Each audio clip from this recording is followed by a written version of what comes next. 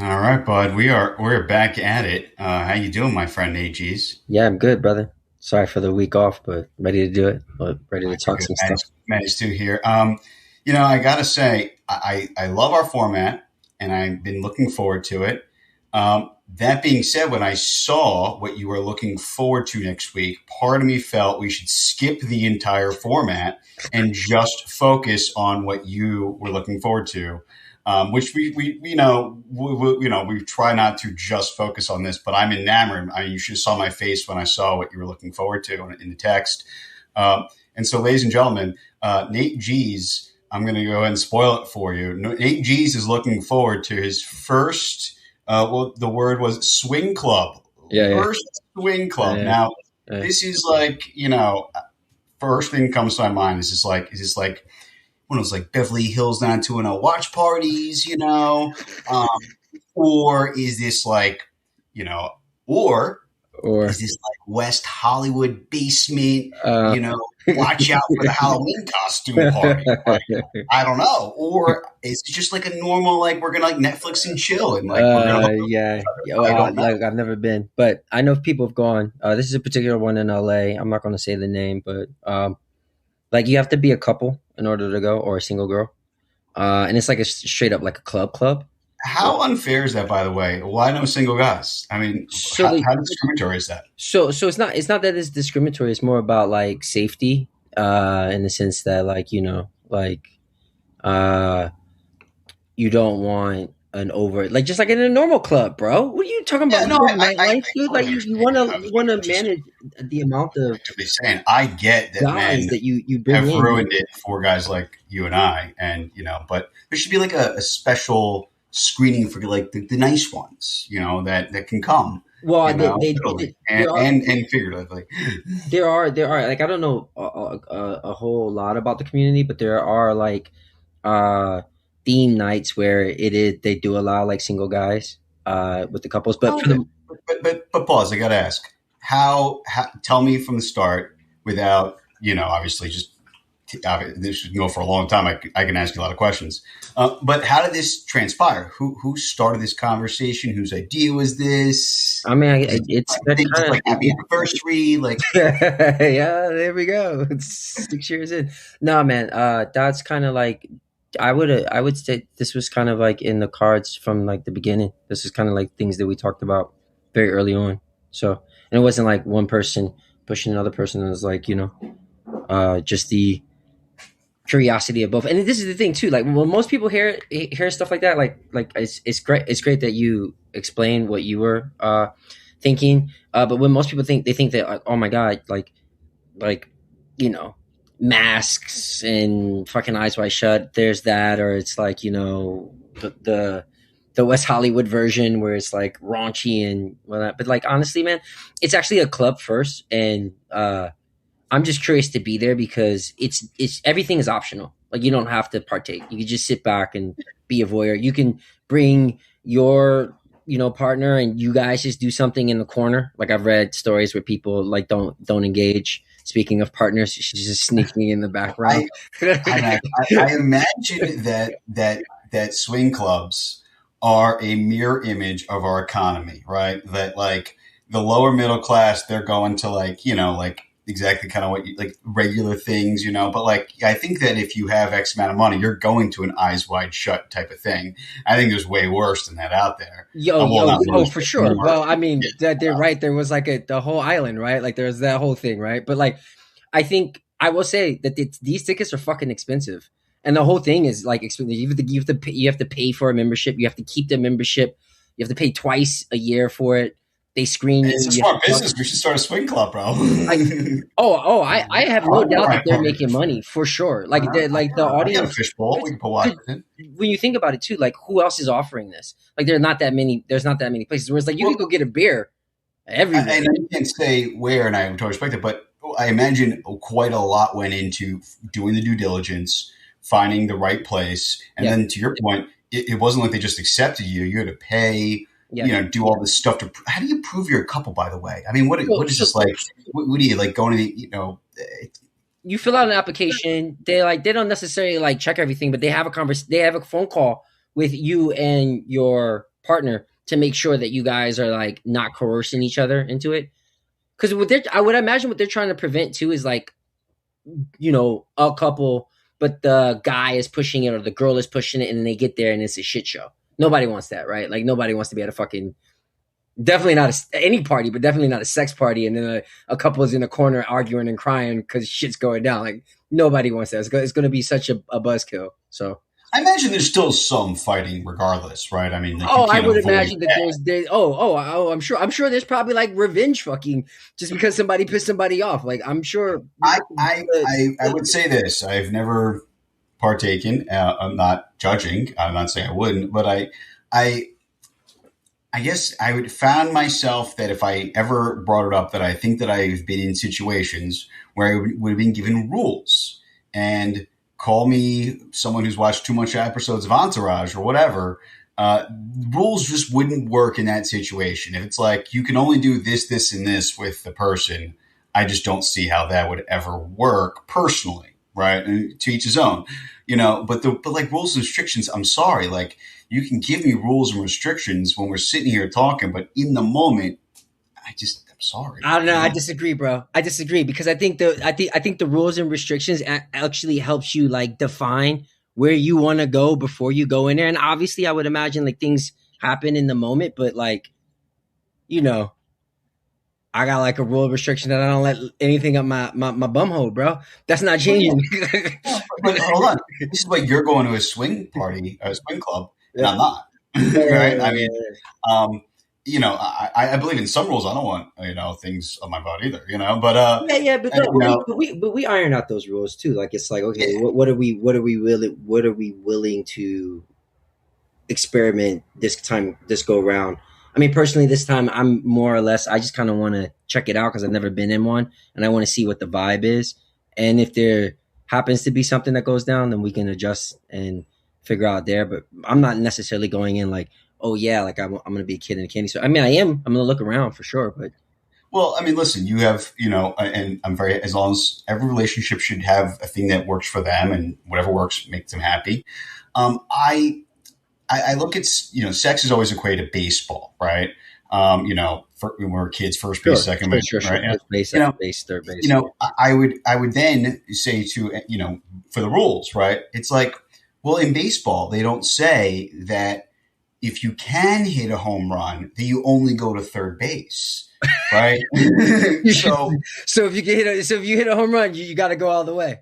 well, if they're calling you in, you should be going in. I'd be the first I'm one to hit a telling home you, run in, and I stop at first base and go, "No, I'm good.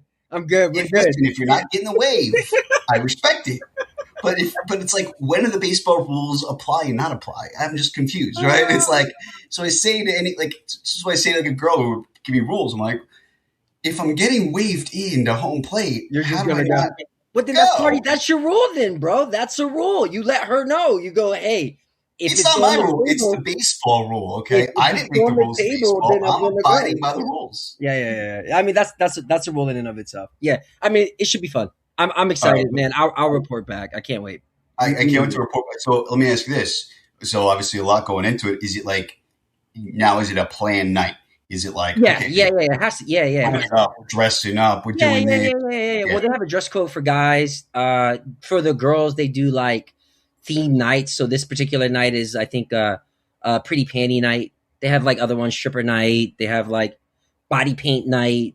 Over this coming weekend, it's the 4th of July, so all the girls are in red, white, and blue. So like you don't have to stick to the theme, but they have like contests with the theme. Like, it's a whole thing, man. It's like a whole community, dude. Like it's interesting, and it'll be cool because for the last like 20 years in LA, I've wanted to go to a spot, and this one's probably like the most known out of the last like 10, 15 years. So yeah. Good. I hope you have a great time. I mean, listen, I will say this. It's probably way cheaper and better than going out there into the regular world and like And taking trying to your score, trying to. yeah, well, like, without blowing up your spot or anything, I think that to us guys, it sounds remarkable if you're like, when any girl's like, yeah, you can go do whatever you want. But on the flip side, I don't know how many girls are going to be okay with a guy who's got a girlfriend Yeah, and be yeah, like, oh, I got the whole pass for the yeah, night. yeah, Like that's not always easy. So yeah. going to a place where Where that's that's already there. Yeah, yeah, yeah, yeah. exactly where we've already gotten past the most Yeah, awkward yeah, yeah. point, right? That in and of itself is going to be interesting. Yeah. So I think that, unless we're living in Utah in a Mormon situation here Hey, where we've man. already broken past the barrier here, it's kind of hard to have that conversation. Yeah, yeah, yeah, yeah, yeah. I'll report back, bro. It'll be fun. Yeah, We'll have a I'm good time excited. about it. So, All right. Now what do let's you? over here. Let's move to Well, you. now it's gonna be funny because What I are you look looking at what for? you're not looking forward to, and it's like right when you're going to this big thing, spend a lot of money, you're about to get killed in the market. So go ahead, my All friend. right. What are you Let's not see where you looking want me to forward keep to? going. What I'm not looking forward to. Yeah, dude. So next week, this week was the end of the quarter, and like markets move at the end of the quarter because all those big funds have to rebalance. And not only is the end of the quarter, it's the end of the first half of the year. So the S&P, you know, the S&P 500, the Nasdaq, these big indexes, they do their rebalancing as well.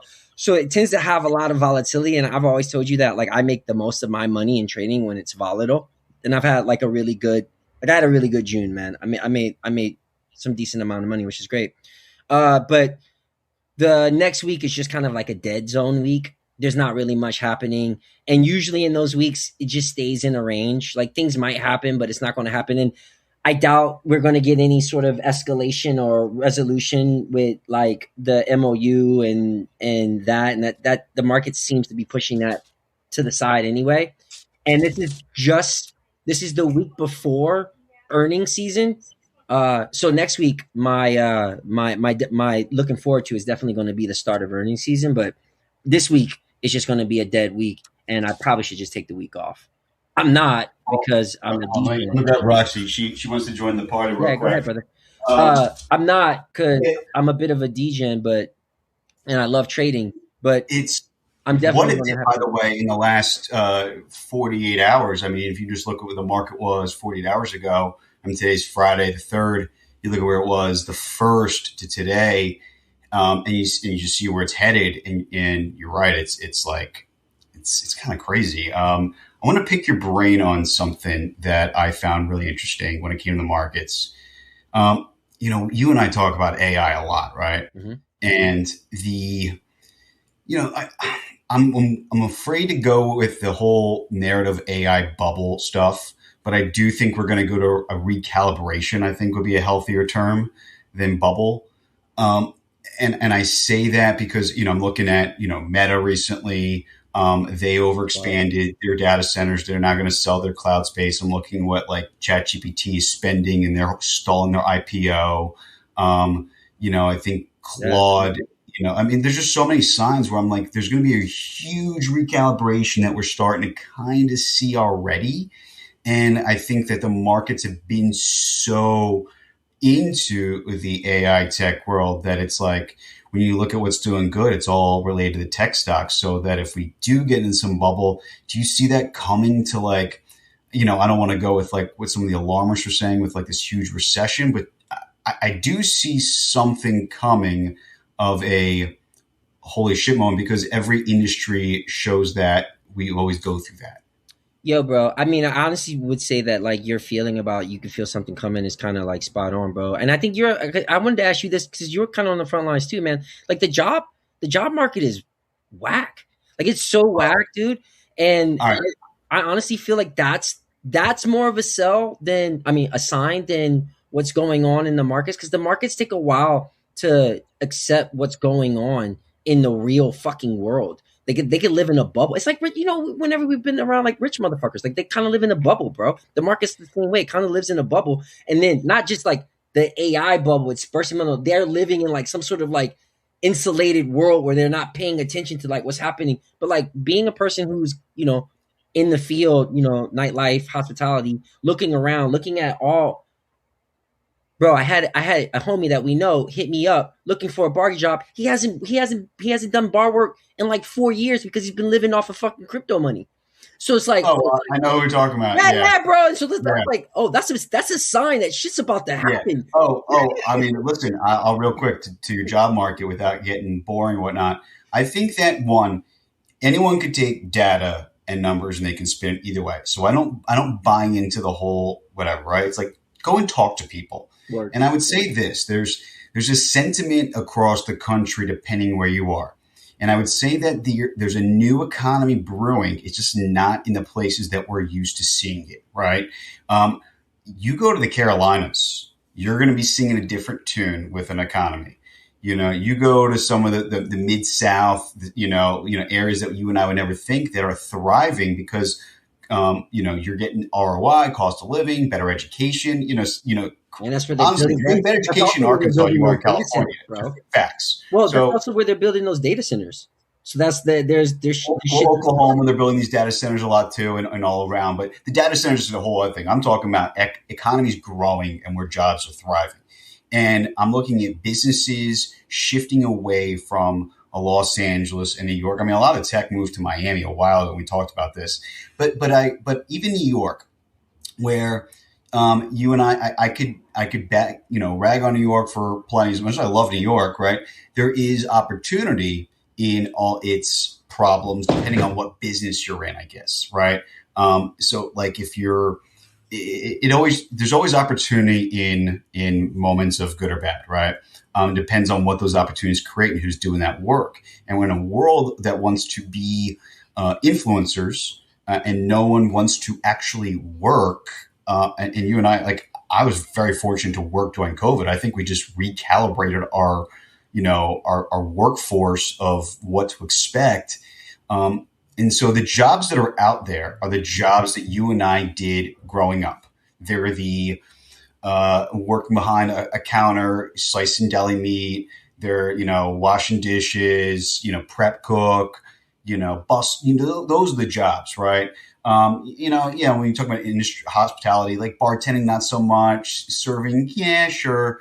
Good managing gigs, not so much because places are downsizing a lot. But like the hard work, no one wants to do that anymore, right? The go work at the grocery store and work behind the counter, make sandwiches. No one wants to do that. And so there's just a lack of workforce in the jobs that you need day to day. And so these businesses, you walk into these businesses, you're like, hello, does anyone work here? So it's a weird mix, and you're seeing cities like LA go through a major recalibration. You and I've said this before, and I go back to this: the in and out economy, right? Just for anyone listening, double a decade ago, number one at In and Out were double fries and a shake, right? So a whole meal was $6.57, right, or $6.67. But it was $6.50 or $6.60 and change. Now it is $13.33. And in just the last 2 years, it has gone up 4 times every 6 months. That's right. Because it fascinates me every time I go. And I'm like, I'll still pay. You can charge me $25. I'll still pay. It's great. I'm not complaining about the In-N-Out price. I'm talking about nothing has changed at In-N-Out. It is the same product. It just keeps going up. And I'm fascinated because it's correlated with the increase in wages. Yeah. And so In-N-Out's like, all right, great. Well, we'll pay people more. We're just going to charge our guests more. And so, like, I think of a family of 4. And I'm like, man, we just screwed that family of 4. And I said this before, but it's like, and so I look at, from running a business or what that does to the job market. And we're seeing the reflux of that mixed with this kind of like AI, recalibration. Yeah, I mean, look, bro, my base case is that there is going to be a recession. I honestly feel that, like, I'm actually starting to set my portfolio up in a way to capitalize off that. I might be wrong, bro. I might end up losing a lot of fucking money. Who knows? I don't want people to lose jobs. I don't want necessarily a recession, but I just look around, and when people are having a hard time finding jobs, a lot of people are just kind of giving up on jobs, and only a certain amount of people have enough money to do shit, like go to fucking swing clubs. So like, yeah, man. Like it's wild fucking times. Anyway, let's move. Let's move. I think, I can get stuck on this for, but what I'm looking forward to is good. Is good, something good. Come on. And I say that whether the United States beats Belgium or not, Monday night, right? Because it's Friday and it's coming out Monday. Monday they're playing in Seattle. Whether the United States beats Belgium, win or lose, right? United States wins. And I say that because, one, we as a country always do well when we unite behind sports. It's always a cheesy thing to say, but it's true. And people say, "Oh, it's the most polarized we've ever been." I think people just kind of lack a little depth of history, and I think social media amplifies it. But I'll say this: it feels that way. So whether that's true or not, anything that can, cool that feeling is welcome. And United States Soccer definitely brings that. And what's amazing is here's a group of guys that have, they're really gelling and they're coming together and they're playing well. And that red card, I don't know if you saw, Yeah, no, I didn't see the thing, but I read about it.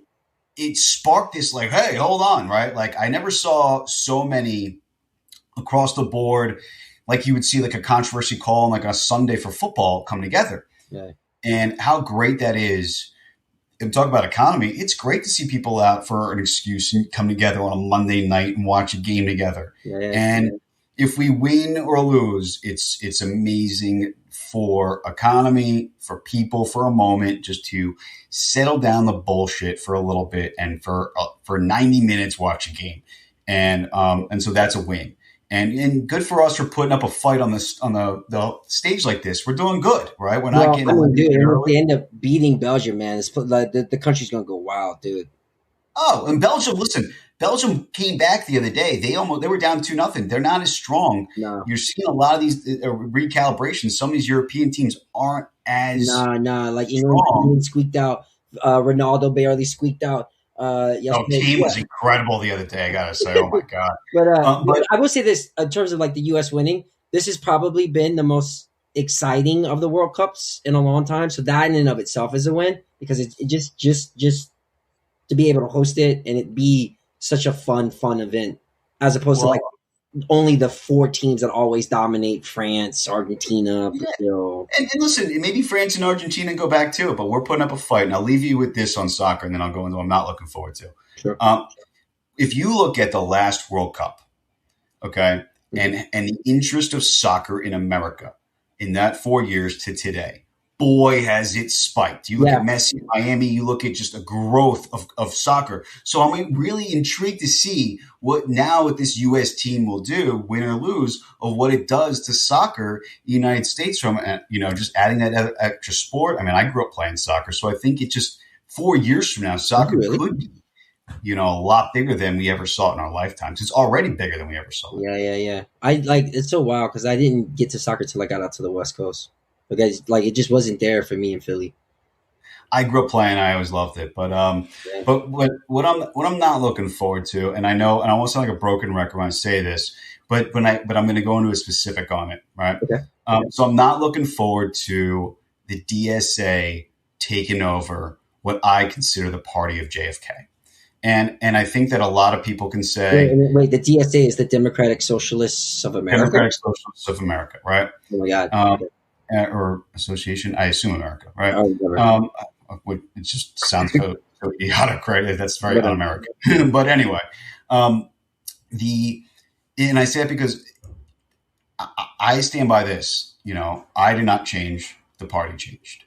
I stand by ethos from John F. Kennedy, and then I look at those, and I'm not saying those are necessarily found in the other side, but I'm certain. But that's the problem right there, right? So in this like race to argue the other side, and you kind of have embraced, from a Democratic, like from a JFK Democrat perspective, they've embraced this side that alienates me further away.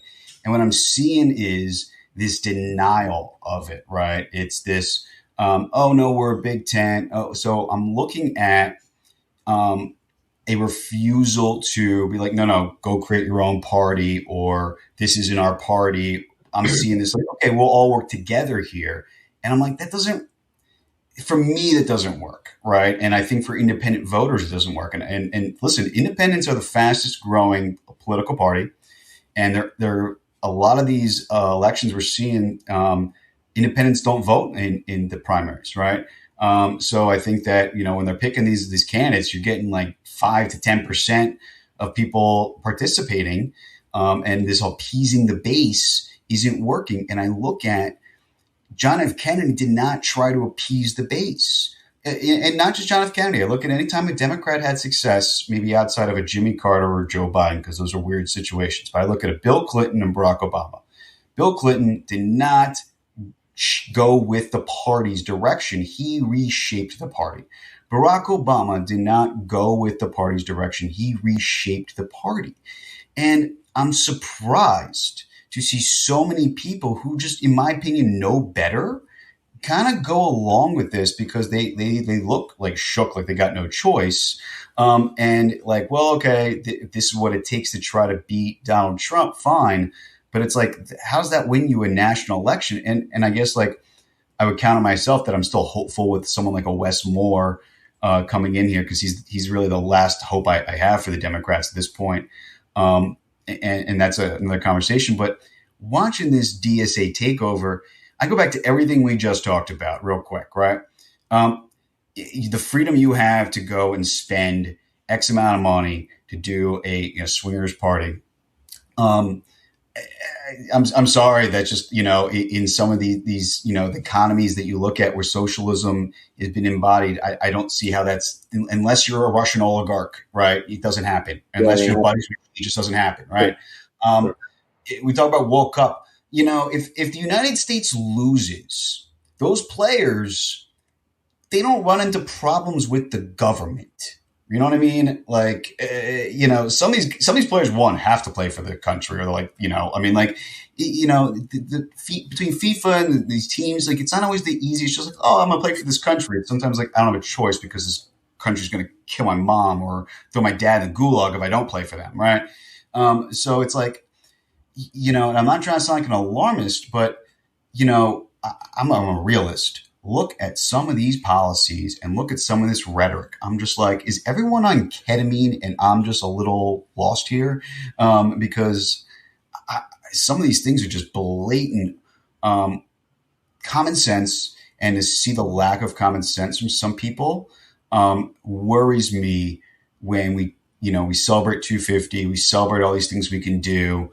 And I'm just like, why embrace an ideology that doesn't help? And I understand that, I'll leave it this. The argument that I always get is, well, FDR brought in, socialist policies, and America always has some socialist policies. I get that there's a hybrid of government, not government, but there needs to be a responsible balance of that. And I would remind people that FDR did that in times of the Great Depression and a World War II. So is that something that we're trying to go through? Are we like, you know what, let's go through a Great Depression and then a World War II to really get some government assistance here, right? Yeah. And I'm not saying, and I understand like some of those things worked, but, Bobby Kennedy ran in, before he was taken, he ran to kind of reverse a lot of those things because he saw that those systems were great in the time they were, but in order to thrive, some of those socialist rewarding programs that kind of keep people from working doesn't work. And I'll leave you with my last thing I'll say is there's a great quote that I'm going to butcher. I think I heard George Bush Sr. said it, but Americans would rather be broke and fight to defend the idea of being broke with the chance of succeeding and being rich one day than to bend the idea of never being able to obtain it. Right? Does that make sense? Yeah, man. I mean, but I will say this, dude, and I agree with you on certain levels. I don't really follow what are they called? The DSA? That's wild. Yeah. But this is kind of like also kind of like, to me, like signal in the sense that like, oh yeah, dude, this is the kind of behavior that happens when stuff like big recessions come, because people are kind of pushed to the limit. And honestly, man, it's probably going to play out kind of like you don't want, maybe in like not that you don't want, but like in like maybe like the worst version of, more of this like socialist rhetoric, only to the point where it's like a last ditch effort to try to like salvage some stuff before, I don't know, like reform actually happens, and then we move on. Like it's all because of like an economic crunch. I see all this stuff because of this economic crunch that the markets clearly are not looking at, and that once we, as painful as whatever might happen in terms of like a recession or whatever, as painful as that might be, I always see what's going to happen on the other side of it. And on the other side of it, I think it'll be a lot more strength, a lot more, let's focus on AI. What are the new jobs? Let's, rebuild the American middle class. Let's make housing somewhat affordable. And all those things can happen with or without, say, like socialistic programs. But what has to happen probably is just like some sort of reset, like that Listen, more than I agree that we definitely listen. The K-shaped economy needs a recalibration. Completely agree with you on that. The middle class needs a change. There's no argument here. I want. I guess my biggest problem, not problem, but my concern is because I want us to get to a place where at one point we were where we get into a voting booth, for when it comes to president, and it's not, oh, there's an R and a D, so I must vote this way. It's, I like both these people. There's things I like about them both. There's things I don't like about them both. And I would love for Americans overall to be almost complex on who to vote for in a good way, right? And not like, well, this side sucks, so I have to vote for this side, right? And we just keep going down this. And it's like, my frustration is like get back to embracing people like me who used to be in the party. Like I was a lifelong Democrat, right? So it's like that's what's frustrating, right? Is get back to everyone's, oh, this one's a bridge and that one's a bridge. I'm like, have you seen what they've said? They're not bridges. When you hang with Hassan Piker, you're not a bridge to people like me, right? So, I that's my worry, right? I want us to get back to that good place. And I think you're right that we are in a, when we look at the recalibrations, whether it's a recession or a war, I mean, how I feel about that. I would argue that what we're seeing in Ukraine is actually maybe a lot of people say it's the end. I would argue maybe just the beginning. And I would argue that, what we're seeing in Israel could just be the beginning as well. Yeah, that's 1,000 days. So, I mean, like, you just never know, right? I mean, like, so I think that naivete is abandoned somehow. yeah, yeah, yeah, yeah. All right, all right. Hey, I cannot wait to hear Yeah, yeah, yeah, about your party. yeah, yeah, yeah, yeah. We'll do this next week, next Friday. I'm Yeah. excited. All right. And, What's up, Roxy? What's up, girl? It's good to see you're good.